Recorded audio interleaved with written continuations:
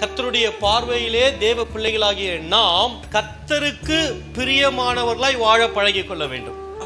எங்க பிரச்சனை வருது, எங்க உபத்திரவம் போராட்டம் ஆரம்பிக்குதுன்னா, நம்ம கர்த்தரை விட்டு மனிதர்களுக்கு பிரியமாய் நடந்து கொள்ளும் பொழுதுதான் பிரச்சனை ஆரம்பிக்குது.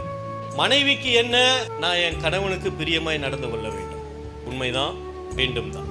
பிள்ளைகளுக்கு பெற்றோருக்கு என்ன பண்ண வேண்டும், பிரியமாய் நடந்து கொள்ள வேண்டும்.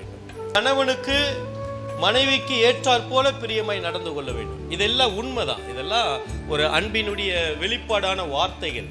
ஆனால் இவை எல்லாவற்றிற்கும் மேலாக ஒரு பிரியம் நமக்கு இருக்க வேண்டும் ஆண்டவரோடு.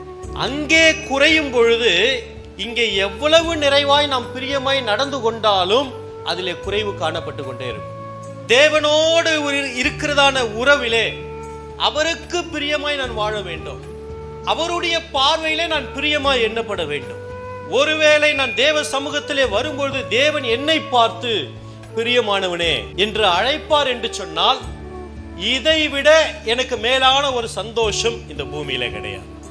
என்னை பார்த்து ஆண்டவர் பிரியமானவனே என்று சொல்லி அழைப்பார் என்று சொன்னால், இதை விட வேறு ஒரு பட்டம் எனக்கு தேவையே கிடையாது. என் கர்த்தருடைய பார்வையிலே நான் விலையேற பெற்றவனாய் காணப்படும்.